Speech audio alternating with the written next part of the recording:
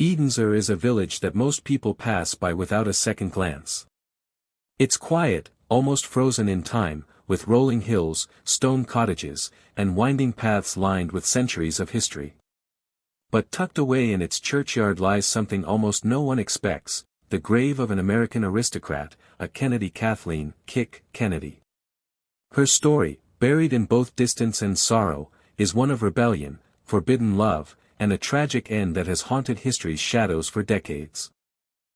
Kick was never supposed to end up here. Born into America's most iconic political dynasty, she was the second daughter of Joseph P. Kennedy Sr. and Rose Kennedy.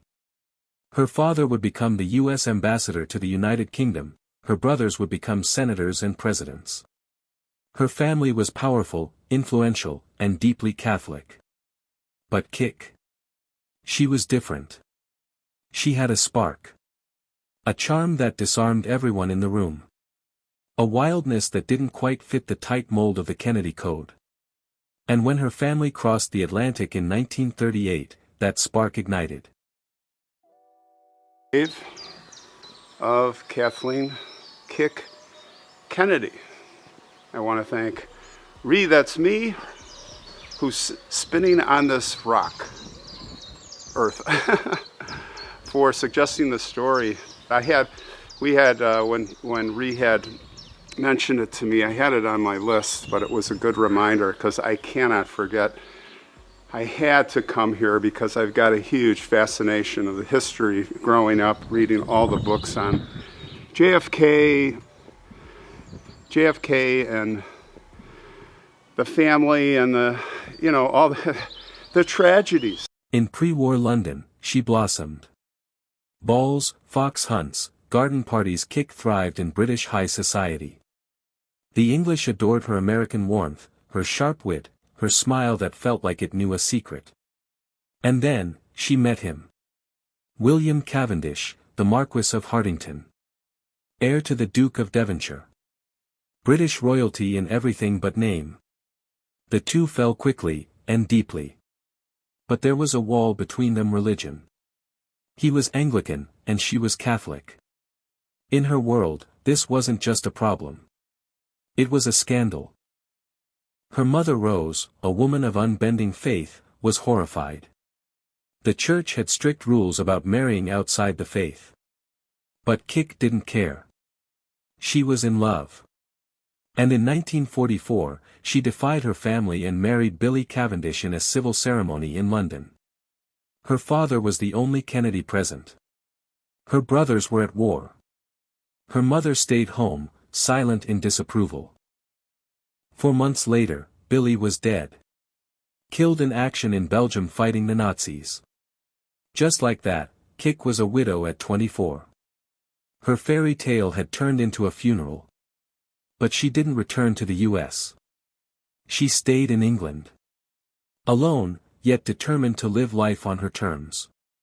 Grief followed her like a shadow. But she carried on, mixing once more with aristocrats and diplomats. It was during this time that she began a relationship with Peter Fitzwilliam, the Earl of Fitzwilliam. He was wealthy, charming, and married, though in the middle of a separation. But for the Kennedys, it was too much. Kick had already embarrassed the family once. Another scandal was unthinkable. Her mother told her flatly, "If you marry him, don't bother coming home."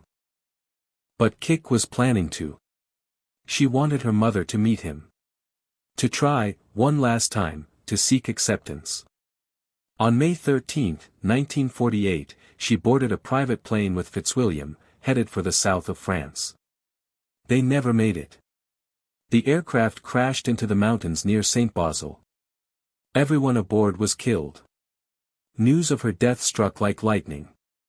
She was just 28 years old. Back in America, the Kennedy family grieved, but privately. They did not attend her funeral. They did not claim her body. It was the Cavendish family, the British aristocrats she had once married into, that laid her to rest.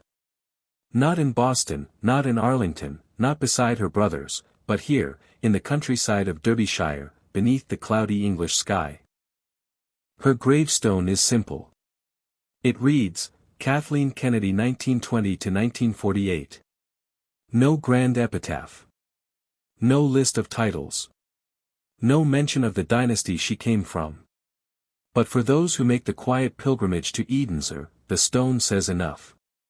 It marks not just a resting place, but a life that burned briefly and brightly, on a path that veered far from what anyone expected. Kik Kennedy was never meant to be a background character. She was bold, clever, and unafraid to choose love, even when it cost her everything. She didn't live by the rules of religion or politics or family legacy. She carved out her own identity, one that didn't quite fit into the picture-perfect image of the Kennedy clan. Maybe that's why she lies here apart from the myth of Camelot, surrounded instead by hills and silence and stone. Her gravestone is simple. It reads, Kathleen Kennedy 1920–1948. No grand epitaph. No list of titles. No mention of the dynasty she came from. But for those who make the quiet pilgrimage to Edensor, the stone says enough. It marks not just a resting place, but a life that burned briefly and brightly, on a path that veered far from what anyone expected. Kik Kennedy was never meant to be a background character. She was bold, clever, and unafraid to choose love, even when it cost her everything. She didn't live by the rules of religion or politics or family legacy. She carved out her own identity, one that didn't quite fit into the picture-perfect image of the Kennedy clan. Maybe that's why she lies here apart from the myth of Camelot, surrounded instead by hills and silence and stone.